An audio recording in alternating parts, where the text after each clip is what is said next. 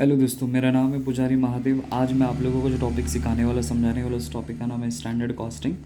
और आज हम लोग स्टैंडर्ड कॉस्टिंग का मिक्स वेरिएंस सीखने वाले हैं। मिक्स वेरिएंस का मतलब इसमें जिसमें हम लोग को मटेरियल भी सॉल्व करना है और लेबर भी सॉल्व करना है, मतलब दोनों टाइप के सम को सॉल्व करना है। और यहाँ पे कुछ डेटा इस तरह लिख के दिए, देखिए क्वेश्चन नंबर 13। तो लिखा है calculate the material and labour variance from the following data. तो लिखा है for 5 unit of product A the standard data are. इसका मतलब क्या हुआ कि प्रोडक्ट ए का 5 यूनिट बनाने के लिए मैंने मटेरियल सोचा 40 kg लगेगा, और 1 kg में मार्केट में ख़रीदने के लिए जाऊंगा तो मुझे 1 kg कितने में मिलेगा, 25 रुपीज़ पर kg मिलेगा। ठीक है। फिर आगे लिख के दिए लेबर 100 आवर्स, तो आपको उसी को लिंक करना है। मतलब प्रोडक्ट ए का 5 यूनिट बनाने के लिए मैंने लेबर सोचा कि 100 आवर्स लगेगा, और लेबर 1 घंटा जब काम करेगा तो मुझसे कितना पैसा ले सकता है, 2.50 पर आवर। तो ये पूरा का पूरा डेटा स्टैंडर्ड हो गया। देखो यहाँ पे लिख के भी दिया स्टैंडर्ड। अब एक्चुअल हमें डेटा यहाँ पे लिख के दिया है। तो एक्चुअल हमने प्रोडक्शन कितना किया, 1000 यूनिट का हमने एक्चुअल प्रोडक्शन किया है। ठीक है। तो 1000 यूनिट को प्रोडक्शन करने के पीछे एक्चुअल मटेरियल कितना यूज़ हो गया, 7840 kg। और 1 kg जब मार्केट में ख़रीदने के लिए गया तो कितने में मिला मुझे, 20 रुपीज़ पर kg। फिर उसी तरह लेबर के बारे में लिख के दिया है, उसी को लिंक करना है आपको। तो 1000 यूनिट को बनाने के लिए 19,800 आवर्स लगा, और 1 घंटे का वर्कर कितना ले रहा है, 2.60 रुपीज़। अब इसी की बेसिस पे हमें क्या करना है, सम को सॉल्व करना है। तो कैसे करेंगे, सेम यहाँ पे वही है। देखो के जी का डेटा देख लो, तो यहाँ पे 40 kg है, यहाँ पे 784 kg है। दोनों में ज़मीन आसमान का फ़र्क है, तो उस फ़र्क को हमें मिटाना है। तो मिटाएंगे कैसे, वर्किंग नोट करके। तो उसी तरह आर आर्स वाला भी डेटा देख लो, तो यहाँ पे देखो 100 आवर्स है, और यहाँ पे 19,008 आवर्स लिख के दिया है। तो आर्स आर्स में भी ज़मीन आसमान का फ़र्क है, इसलिए ज़मीन आसमान के फ़र्क को मिटाना पड़ेगा, इसलिए वर्किंग नोट करना पड़ेगा। रेट नियर बाय है, देखो यहाँ पे 25 पर kg, यहाँ पे 27 पर kg, कोई टेंशन नहीं है। 2.50 पर आवर, 2.60 पर आवर, ये सब दोनों के दोनों नियर बाय। मतलब हमें स्टैंडर्ड क्वांटिटी और स्टैंडर्ड आवर्स हमें निकालना पड़ेगा। ठीक है, कैसे करते हैं देखिए। तो लेट्स स्टार्ट।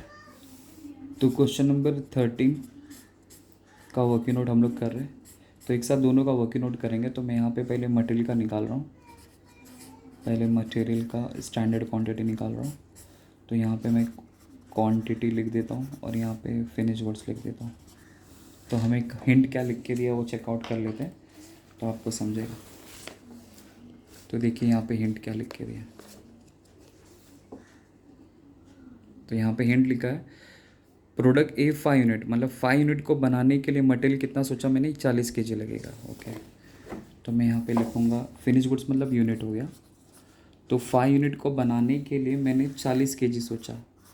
तो नीचे आपको हमेशा एक्चुअल प्रोडक्शन लेने का है। तो एक्चुअल प्रोडक्शन मैंने कितना किया वो देख लो। तो एक्चुअल प्रोडक्शन अगर मैं आपको दिखाऊं तो देखो यहाँ पे आपको एक्चुअल प्रोडक्शन नज़र आता रहेगा 1000 यूनिट्स। तो फिर 1000 के लिए मुझे कितना सोचना चाहिए था, तो क्रॉस मल्टीप्लाई। तो कैसा आएगा, 1000 इंटू 40/5, क्रॉस मल्टीप्लाई करेंगे हमारा आंसर आ जाएगा। तो कैसे निकालेंगे, तो 1000 इंटू 40 रुपीज़ डिवाइड बाय 5, 40 रुपये, तो 8000। तो मेरा 8000 ये kg आ गया। तो ये मेरा हो गया स्टैंडर्ड क्वांटिटी। अब उसी तरह मैं क्या करूँगा, लेबर का निकालूंगा, लेबर सेम सेम। तो यहाँ पे मैं आर्स लिखूँगा, और यहाँ पे फिनिश गुड्स लिखूँगा। फिनिश गुड्स आपको वही लेना है सेम। 5 यूनिट को बनाने के लिए मैंने कितना घंटा सोचा वो देख लो। तो यहाँ पे क्वेश्चन में आपको लिख के दिया, ये देखो ऐसा आपको लिंक करना है। 5 यूनिट ऑफ प्रोडक्ट ए, मतलब प्रोडक्ट ए का 5 यूनिट बनाने के लिए मैंने लेबर सोचा 100 आवर्स लगेगा, 100 आवर्स। तो मैं यहाँ पे लिखूँगा 100 आवर्स। तो एक्चुअल में मैंने प्रोडक्शन कितना किया वही सेम यहाँ पे लेना 1000। तो ये मेरा एक्चुअल प्रोडक्शन आ गया। क्रॉस मल्टीप्लाई, आपको नंबर ऑफ आवर्स आ जाएगा। तो कैसे करेंगे, 1000 इंटू 100/5, आपका आंसर आ जाएगा। तो कैसे करेंगे, 1000 इंटू 100 डिवाइडेड बाय 5, 20,000। तो ये जो 20,000 है ये मेरा स्टैंडर्ड आवर्स आ गया। बस अब एक एक करके फॉर्मूला अप्लाई करेंगे। तो पहला फॉर्मूला क्या है, मटेरियल वेरिएंस। तो मटेरियल वेरिएंस के पहले बच्चे का नाम क्या है? Material cost variance. तो formula standard quantity into standard price minus actual quantity into actual price. तो स्टैंडर्ड क्वांटिटी देखो यहाँ पे आपको नज़र आता है 8000 इंटू स्टैंडर्ड प्राइस क्वेश्चन में लिख के दिए 25, यहाँ पे माइनस लिखा। एक्चुअल क्वांटिटी क्वेश्चन में लिख के दिए 7840 और एक्चुअल प्राइस लिख के दिए 25 पर केजी। दिखा देता हूँ, देखो स्टैंडर्ड क्वांटिटी 8000 जो मैंने आपको यहाँ पे बता दिया। अब स्टैंडर्ड प्राइस, तो स्टैंडर्ड प्राइस आपको दिखा दूँ यहाँ पे। तो देखो यहाँ पे मटेरियल 40 kg का कितना 25 रुपीज़ पर केजी है, तो मैंने यहाँ पे 25 लिखा। एक्चुअल क्वांटिटी मतलब एक्चुअल मटेरियल यूज्ड। तो देखो 1000 यूनिट को बनाने के लिए मटेरियल कितना यूज़ हुआ? 784 kg और 1 kg का कितना है 27 रुपीज़। तो मैंने सेम यहाँ पर लिख दिया। बस क्या करूँगा, इसको सॉल्व करूँगा। तो 8000 इंटू 25, तो ये आ जाएगा 2 लाख। फिर इसमें आएगा 7840 इंटू 27, तो ये आ जाएगा 2,11,680। तो इसको माइनस करूँगा तो 11,680 आएगा एडवर्स, क्योंकि आंसर नेगेटिव आएगा। फिर उसी तरह बी नंबर का फॉर्मूला मैं फॉलो करूँगा, मटेरियल प्राइस वेरिएंस। तो मटेरियल प्राइस वेरिएंस कैसे निकालेंगे? Standard price minus actual price into actual quantity. तो स्टैंडर्ड प्राइस 25 है, यहाँ पे माइनस एक्चुअल प्राइस यहाँ पे कितना है 27, यहाँ पे इंटू एक्चुअल क्वांटिटी है 7840। सॉल्व करते हैं। तो 25 माइनस 27 इंटू 7840, तो आंसर आता है, तो इसका आंसर नेगेटिव आता है 15,680। तो ये मेरा हो जाएगा एडवर्स। फिर उसी तरह नेक्स्ट फार्मूला मैं फॉलो करूँगा, मटेरियल यूजेस वेरिएंस। तो standard quantity minus actual quantity into standard price. तो स्टैंडर्ड क्वांटिटी मुझे लिख के दिया है 8000 माइनस एक्चुअल क्वांटिटी है 7840 इंटू स्टैंडर्ड प्राइस है 25 रुपीज़। सॉल्व करूँगा मैं इसको, तो क्या आंसर आएगा? तो 8000 माइनस 7840 इंटू 25, तो आता है 4000। तो ये मेरा आ जाएगा फेवरेबल। हो गया। तो इस तरह मैंने मटेरियल का वेरिएंस निकाल लिया। अब उसी तरह अब हम लोग निकालेंगे लेबर वेरिएंस, मतलब उसी सब में आपको दो बार करना है।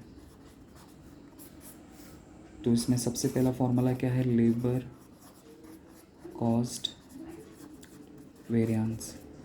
तो लेबर कॉस्ट वेरिएंस कैसे निकालेंगे? इसका फॉर्मूला वही है, फॉर्मूला है standard hours into standard rate minus actual hours into actual rate. तो स्टैंडर्ड आवर्स तो मैंने वर्किंग नोट से निकाला था 20,000, जो मैं आपको दिखा देता हूँ। देखो यहाँ पे वर्किंग नोट किया था ना, स्टैंडर्ड आवर्स 20,000, तो मैंने यहाँ पे स्टैंडर्ड आवर्स की जगह पे मैंने 20,000 लिख दिया। अब क्वेश्चन में स्टैंडर्ड रेट हमें लिख के दिया है क्या? तो देखो यहाँ पे आपको दिखा देता हूँ। ये जो लेबर वाला जो डेटा रहता है ना, उसमें आपको रेट लिख के दिया रहता है। तो 100 आवर्स 2.50 पर आवर, ये आपका स्टैंडर्ड रेट हो गया। माइनस एक्चुअल आवर्स, तो एक्चुअल आवर्स अगर मैं आपको दिखाऊँ तो देखो यहाँ पे जो एक्चुअल का जो डेटा नीचे लिख के दिया था 19,800 और 82.60, तो 19,800 इंटू 2.60 हो गया। ये 2.5 ये 2.6 भी लिखेंगे तो भी 60 होता है। चलो इधर लिख देता हूँ वैसे। अब इसको सॉल्व करेंगे। तो 20,000 इंटू 2.5, सॉरी 20,000 इंटू 2.5, तो आंसर आता है 50,000 माइनस 19,800 इंटू 2.6, तो आंसर आएगा 51,480। अगर इसको माइनस करूँ तो 1480, ये आ जाएगा मेरा एडवर्स। आंसर नेगेटिव आएगा। कैसे आएगा दिखा देता हूँ। तो देखो 50,000 माइनस 51,480, आंसर नेगेटिव आया, मतलब माइनस का सिंबल आएगा तो आपका नेगेटिव, तो ये एडवर्स हो जाएगा। उसी तरह बी आएगा लेबर रेट वेरिएंस। तो लेबर रेट वेरिएंस का फॉर्मूला, रेट का वेरिएंस निकालेंगे तो standard rate minus actual rate into actual hours. तो स्टैंडर्ड रेट मुझे 2.5 लिख के दिया, माइनस एक्चुअल रेट मुझे 2.6 लिख के दिया, एक्चुअल आवर्स मुझे 19,800 लिख के दिया। अब सॉल्व करता हूँ मैं इसको, सॉल्व करके दिखाता हूँ आपको। तो 2.5 माइनस 2.6 इंटू 19,800, तो आंसर नेगेटिव आता है। तो नेगेटिव आएगा तो 1980 नेगेटिव आया, तो ये मेरा एडवर्स हो गया। लास्ट एंड फाइनल नेक्स्ट आएगा labour efficiency variance, efficiency variance. तो इसका फॉर्मूला क्या है, वही same, standard hours minus actual hours into standard rate. तो स्टैंडर्ड आवर्स, तो मेरा स्टैंडर्ड आवर्स देखो यहाँ पे, स्टैंडर्ड आवर्स है 20,000 माइनस एक्चुअल आवर्स, तो एक्चुअल आवर्स आपको यहाँ पे नज़र आता रहेगा 19,800 इंटू की जगह इंटू लिखा स्टैंडर्ड रेट, तो स्टैंडर्ड रेट है देखो यहाँ पे 2.50। सॉल्व करूँगा फाइनल आंसर आ जाएगा। तो कैसे 20,000 माइनस 19,800 इंटू 2.5, तो 500 पॉजिटिव आ रहा है, इसलिए आपका फेवरेबल हो जाएगा। हो गया। तो इस तरह आपके झोले में 15 मार्क्स, मतलब जब ये दोनों वेरिएंट्स पूछेगा तो 15 भी हो सकता है, 20 भी हो सकता है। TY बीकॉम की बात कर रहा हूँ मैं, ऐसा है, या बैफ के, ठीक है। अब मैं क्या करूँगा, अभी बाकी जो नेक्स्ट सम आपको सिखाऊंगा उसमें सिर्फ आपको वर्किंग नोट करके दिखाऊंगा, बाकी तो फार्मूला में आपको वैल्यू अप्लाई करके तो इजीली आ ही जाएगा ऐसा, तो हम लोग टाइम वेस्ट नहीं करेंगे, ठीक है। चलो नेक्स्ट क्वेश्चन की तरफ मूव ऑन करते हैं। तो देखिए नेक्स्ट है question number 14।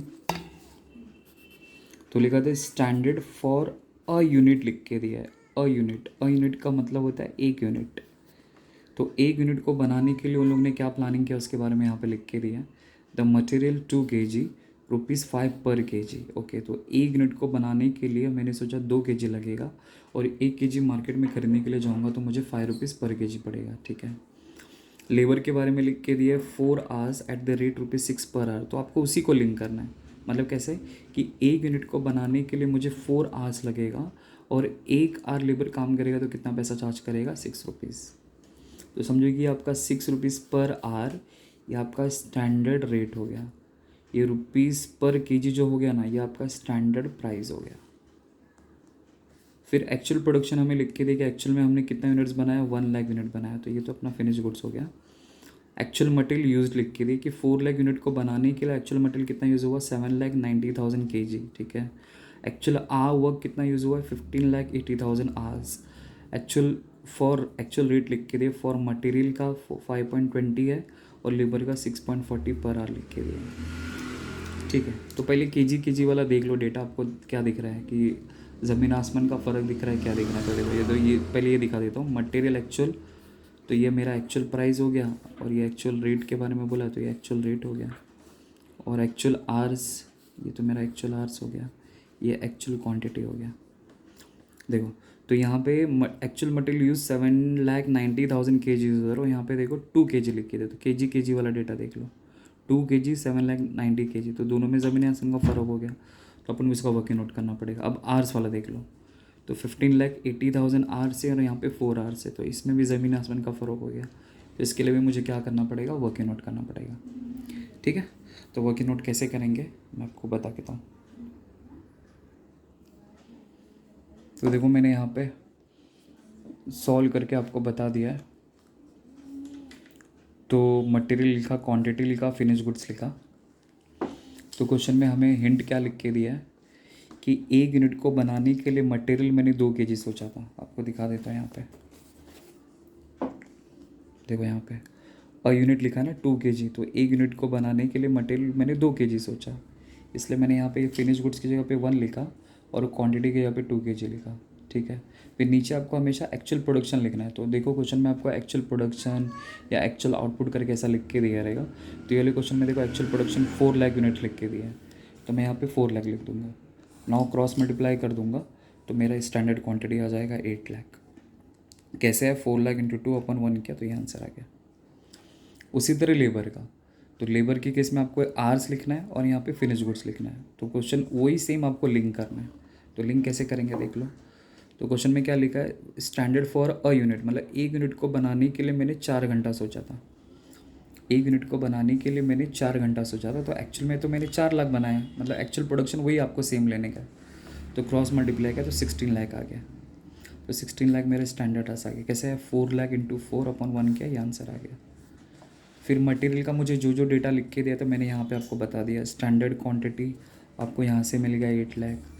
Standard price 5 kg, तो देखो यहाँ पे आपको स्टैंडर्ड है, देखो मटेरियल 2 kg 5 रुपीज़ पर kg, ये आपका स्टैंडर्ड प्राइस हो गया। एक्चुअल क्वांटिटी मतलब actual material used, actual material use देखो 7,90,000 है, तो मैंने 7,90,000 लिख दिया।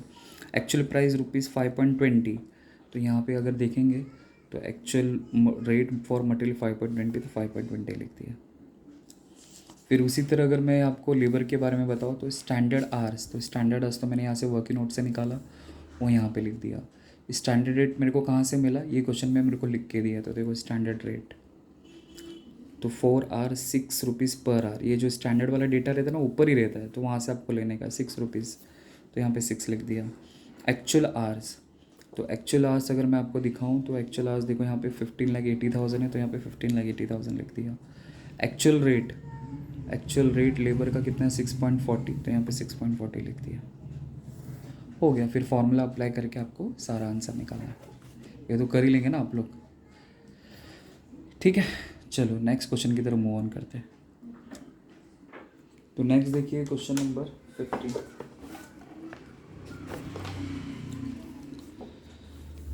तो लिखा from the following information calculate the material usages variance, जो बोला रहेगा वही निकालो। मटेरियल प्राइस वेरिएंस, तो इसमें सिर्फ 2 ही निकालने बोला, labour efficiency variance, labour rate variance, तो 2 जो बोला वो निकालो। यहाँ पे स्टैंडर्ड का डेटा लिख के दिया for 10 unit of product Y, मतलब प्रोडक्ट वाई का 10 यूनिट बनाने के लिए मैंने मटेरियल 80 kg सोचा, और 1 kg मार्केट में खरीदने के लिए जाऊँगा तो मुझे कितना में मिलेगा, 25 रुपीज़ पर kg मिलेगा।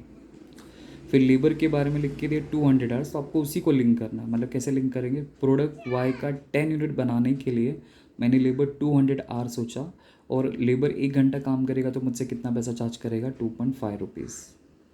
अब यहाँ पे नीचे एक्चुअल डेटा लिख के दिया, तो एक्चुअल में हमने कितना प्रोडक्शन किया, 2000 यूनिट्स ऑफ प्रोडक्ट वाई, मतलब प्रोडक्ट वाई का हमने 2000 यूनिट्स बनाया। तो जो यूनिट्स वाला डेटा रहता है वो आपका एक्चुअल प्रोडक्शन या एक्चुअल आउटपुट ऐसा डेटा होता है, एक्चुअल आउटपुट या तो एक्चुअल प्रोडक्शन।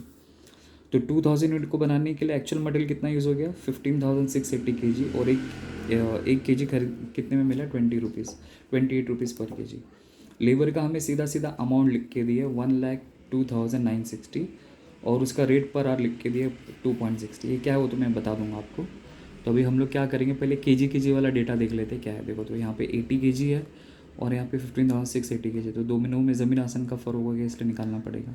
यहाँ पे 200 आवर्स है और यहाँ पे एक्चुअल आवर्स मिसिंग है, तो उसमें भी ज़मीन आसमान का ही फ़र्क होने वाला है, तो उसके लिए भी अपन को वर्किंग नोट करना पड़ेगा, ठीक है। तो कैसे करेंगे मैं आपको बताता हूँ। तो दोनों में कैसा क्या करना है मैं आपको बता देता हूँ, तो आपको समझेगा ऐसे। तो मैंने इस तरह क्वेश्चन आपको पढ़ के बता दिया। क्वेश्चन नंबर 15, तो देखो इसका वर्किंग नोट मैं कर रहा हूँ यहाँ पे क्वेश्चन नंबर 15 का। तो यहाँ पे आएगा, पहले हम लोग करेंगे मटेरियल का। तो मटेरियल का क्वांटिटी, और यहाँ पे फिनिश गुड्स मतलब यूनिट्स। तो हमें हिंट क्या लिख के दिया, हिंट आपको दिखा देता हूँ एक बार वापस। तो देखो हमें क्वेश्चन में क्या लिख के दिया है कि स्टैंडर्ड वाला, मतलब यहाँ पे पूरा का पूरा स्टैंडर्ड वाला डेटा लिख के दिया है। तो प्रोडक्ट वाई का 10 यूनिट बनाने के लिए मैंने मटेरियल कितना सोचा, 80 kg। 10 यूनिट के लिए 80 kg बस। तो मैं यहाँ पे लिखूँगा 10 यूनिट को बनाने के लिए मैंने 80 kg सोचा, ओके। तो मैंने एक्चुअल में कितना प्रोडक्शन किया है, एक्चुअल में प्रोडक्शन, तो देखो यहाँ पे actual for 2000 units of product हुआ है, तो 2000 यूनिट्स। तो यहाँ पे आपको हमेशा नीचे एक्चुअल प्रोडक्शन नहीं लेना है, 2000।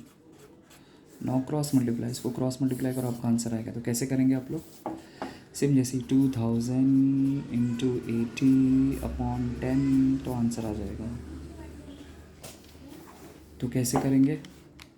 तो 2000 इंटू 80/10, तो आंसर आता है 16,000।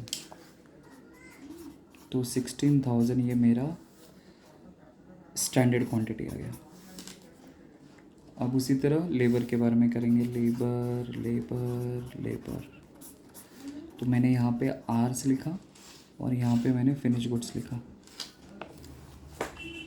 अब देखते हैं हिंट क्या लिख के दिया हमें। वही हिंट को आपको पकड़ना है जो यहाँ पे क्वेश्चन में लिख के दिया है। तो क्या लिखा है देखो, प्रोडक्ट वाई का 10 यूनिट बनाने के लिए मैंने लेबर कितना सोचा? 200 आर सोचा है 10 यूनिट को बनाने के लिए। यहाँ पे यूनिट लिख रहा हूँ। तो 10 यूनिट को बनाने के लिए मैंने 200 आर सोचा। तो मैंने एक्चुअल में तो कितना प्रोडक्शन बनाया? 2000। आपको हमेशा नीचे एक्चुअल प्रोडक्शन नहीं लेना, एक्चुअल प्रोडक्शन बोलो या एक्चुअल आउटपुट बोलो। तो इसको मैं क्रॉस मल्टीप्लाई करता हूँ, तो ये वाला आंसर आएगा। तो कैसे आएगा? 2000 इंटू 200/10। तो 0 से 0 हो गया, तो 2000 को इससे मल्टीप्लाई करूँगा तो ये आ जाएगा 40,000। 40,000। तो ये आ गया मेरा स्टैंडर्ड आर्स। ठीक है, तो मैं आपको बता देता हूँ कौन कौन सा मेरे पास डेटा है मटेरियल का और इसका। तो पहले मटेरियल के बारे में डिस्कस कर लेते हैं। मटेरियल में मेरे पास क्या क्या है। तो अपन को तो 4 चीज़ की ज़रूरत पड़ती है। तो सबसे पहला क्या लगता है? Standard quantity, standard price, actual quantity, actual price. अब क्या क्या अपने पास गिवन है कि नहीं। तो स्टैंडर्ड क्वांटिटी तो मैंने यहाँ से निकाला 16,000 kg। तो मैं यहाँ पे लिख दिया स्टैंडर्ड प्राइस। तो स्टैंडर्ड प्राइस देखो आपको यहाँ पे नज़र आता रहेगा। Standard for material 80 kg 25 rupees पर kg। तो यहाँ पे मैं 25,000 पर kg लिख दूँगा। एक्चुअल क्वांटिटी का मतलब होता है कि एक्चुअल मटेरियल कितना यूज़ हुआ है। तो देखो यहाँ पे लिख के दिया 2000 यूनिट को बनाने के लिए मटेरियल एक्चुअल कितना हो? 15,680, 15,680 ना। एक्चुअल प्राइस भी मेरे को शायद सीधा सीधा गिवन है नहीं। यहाँ पे देखो ₹28 पर kg। तो यहाँ पे 28 पर kg। तो ये तो सब डेटा अपने पास अवेलेबल है, सीधा अप्लाई कर देंगे आपका आंसर आ जाएगा। नेक्स्ट देखो लेबर का। अब लेबर में अपन को भी सेम वही 4 चीज़ चाहिए। तो पहला चाहिए standard hours, standard rate, actual hours, actual rate. तो एक्चुअल आवर्स यहाँ पे कितना है? 40,000। तो 40,000 लिख दिया। स्टैंडर्ड रेट, तो स्टैंडर्ड रेट अगर मैं आपको दिखाऊं तो लेबर का देखो यहाँ पे 2.5 पर आवर दिखाई दे रहा है आपको। तो यहाँ पे 2.5 लिख दूँगा। एक्चुअल आवर्स, तो देखो यहाँ पे एक्चुअल आवर्स की कमी है बस। एक्चुअल आवर दिखाऊँ तो देखो लेबर का रुपीज़ लिख के दिया है, रेट पर आवर लिख के दिए। तो क्या करना है, इसको इससे डिवाइड कर देना, आपको आंसर आ जाएगा। आर तो लिख के नहीं देना, मतलब 10,000 आर, 6,000 आर, ऐसा कुछ भी नहीं लिख के दिया। ये जो लेबर रुपीज़ में लिख के दिया है, तो रुपीज़ है मतलब ये कॉस्ट हो गया, और रेट पर आर लिख के दिया। तो इसको इससे डिवाइड कर दो, आपको आपका एक्चुअल आर्स आ जाएगा। तो कैसे करेंगे देखो। तो मुझे कॉस्ट लिख के दिया है उसका 1,02,960 अपॉन रेट पर आर कितना लिख के दिया है यहाँ पे। रेट पर आर तो नीचे लिख देता हूँ मैं 2.60, तो वही यहाँ पे लिख दूँगा, डिवाइड कर दूँगा, आंसर आ जाएगा। तो कैसे करेंगे? 1,02,960 डिवाइडेड बाय 2.6, तो आता है 39,600। 39,600।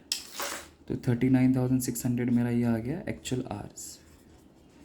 अगर ऐसा नहीं समझता तो मैंने आपको एक फार्मूला भी दिया था, हर सिनारियो में आप लोग फॉलो कर सकते हैं। जैसे फार्मूला हम लोग क्या फॉलो करते हैं, actual hours into actual rate करूँगा ना तो मुझे एक्चुअल कॉस्ट आएगा। तो मुझे ये वाले क्वेश्चन में तो एक्चुअल आवर्स नहीं लिख के दिया था, बट एक्चुअल रेट लिख के दिए 2.60। ये देखो ये जो एक्चुअल रेट है, एक्चुअल कॉस्ट मतलब 1,02,960, जो आपको सीधा सीधा क्वेश्चन में लिख के दिए। बस अब क्या करेंगे, डिवाइड कर दो। तो 1,02,960 को डिवाइड कर दो 2.60 से, तो आपका एक्चुअल आवर्स आ जाएगा 39,600। ऐसा भी कर सकते हैं।